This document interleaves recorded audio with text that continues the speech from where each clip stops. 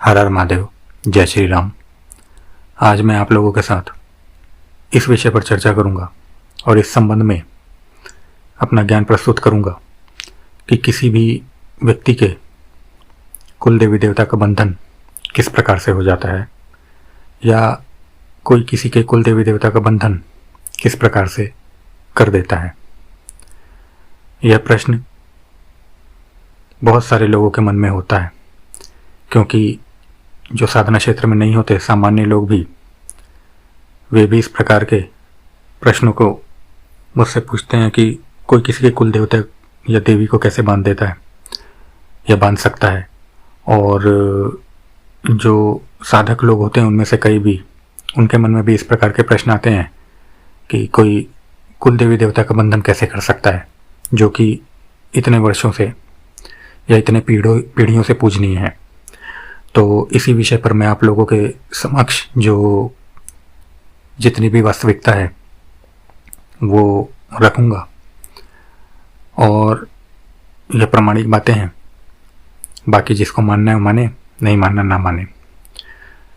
इसमें 2-3 विषय अलग अलग तरीके के आ जाते हैं। मैं उन सभी विषयों पर प्रकाश डालूंगा। सर्वप्रथम तो देखिए होता क्या है कि अधिकांश लोग आजकल जिनसे भी या जो मुझसे संपर्क करते हैं उनसे उनके कुल देवी देवता के बारे में यदि पूछा जाता है तो होता क्या है कि कई लोग अपने कुल देवी देवता के बारे में या अधिकांश लोग जानते ही नहीं हैं, वे भूल जाते हैं या ये कहते हैं कि हमें ज्ञात नहीं है उनका नाम क्या है, वो कौन है।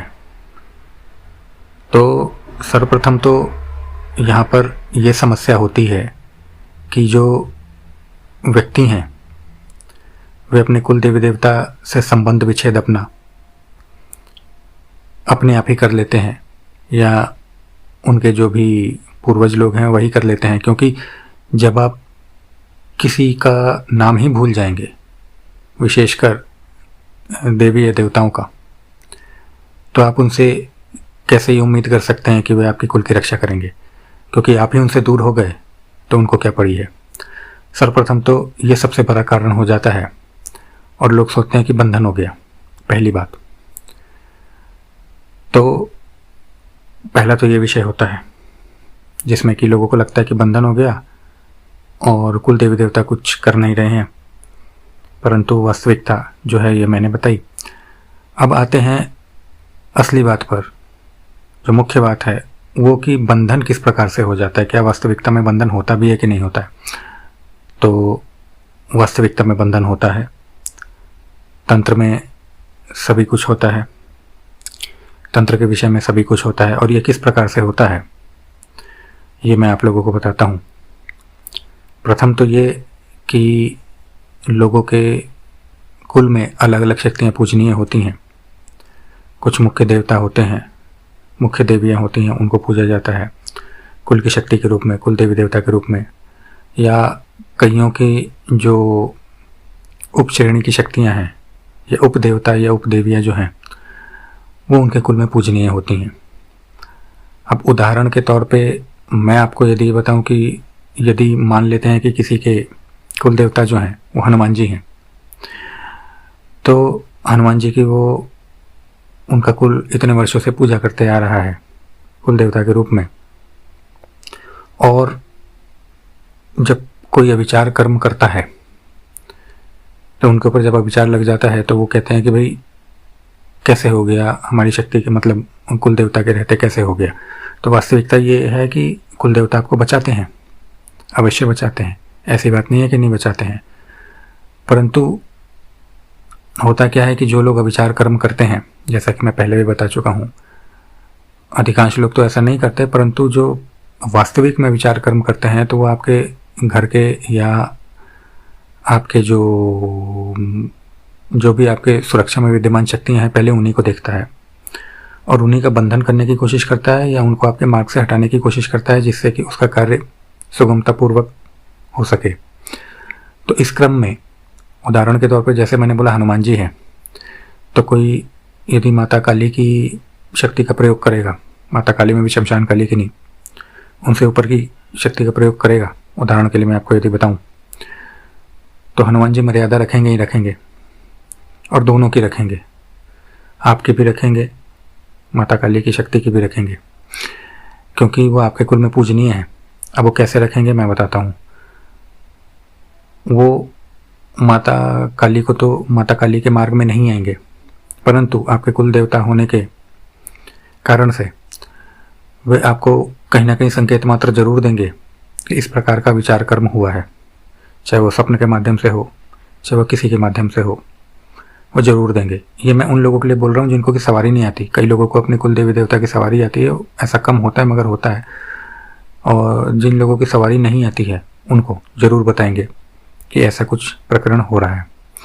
दूसरी बात, यदि कोई और भी उच्च कोटि का प्रयोग करता है तो वह कुल देवी देवता के ऊपर बंधन भी लगा सकता है।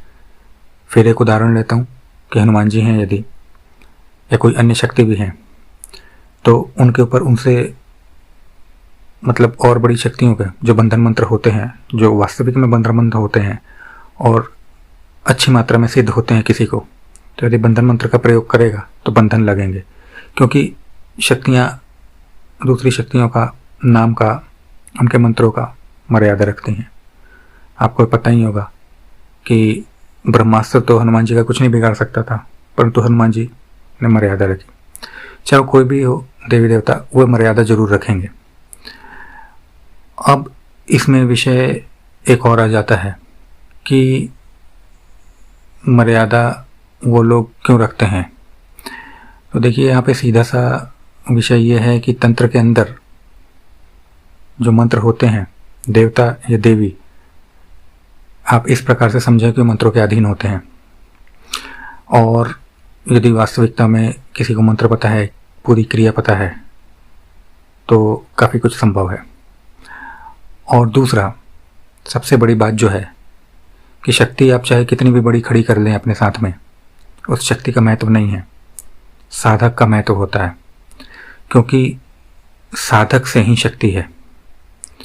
वो शक्ति चाहे आप किसी को भी प्रसन्न करके अपने साथ में कितनी भी बड़ी शक्ति खड़ी क्यों ना कर लें, परंतु जब तक साधक ओजवान नहीं है, बलवान नहीं है, ज्ञानवान नहीं है, तब तक शक्ति एक स्तर के बाद कुछ भी नहीं कर पाएगी और धीरे धीरे क्षीण पड़ती चली जाएगी।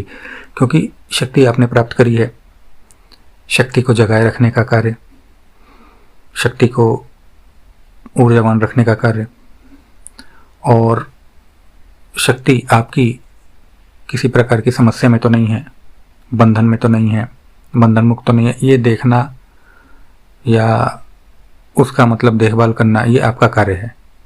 आपने शक्ति को प्रसन्न कर लिया, आपके पास शक्ति आ भी गई, आपके साथ सदा शक्ति विद्यमान रहती भी है, चाहे वो कोई भी आपके कुल देवी देवता क्यों ना हो, परंतु उनको लेकर चलना, उनको देखना कि उनकी कोई समस्या तो नहीं आ रही है। समस्या अर्थात किसी ने ऐसा कोई मंत्र प्रयोग तो नहीं किया, किसी ने बंधन लगाया है, तो शक्ति अपना बंधन खुद नहीं खोलेगी ना, आपको ही खोलना पड़ेगा।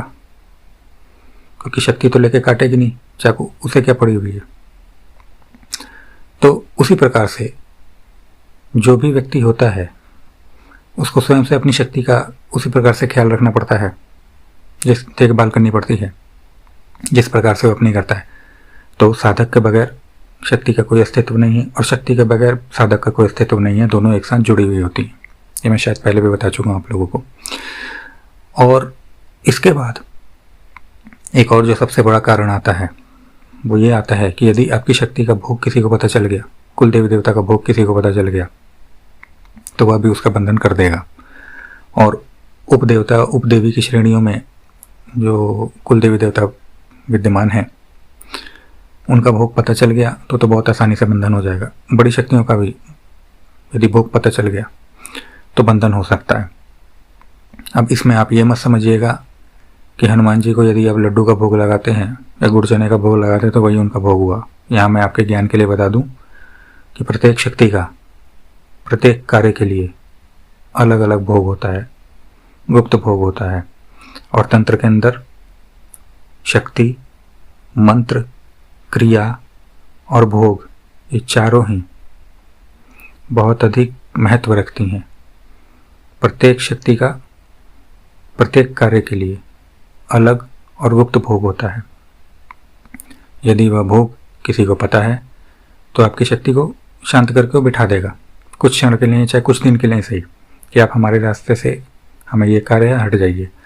और फिर आप ही को करना है जो करना है। जैसा मैंने बताया कि बंधन लगे हैं, चाहे शक्ति को आपसे अलग किया गया, मतलब जैसा मैंने बताया अलग बिठाया गया है या उनको भोग दे के शांत कर दिया गया है, तो फिर बंधन खोलने का हो चाहे उस भोग से हटाने का दायित्व तो आपका ही है।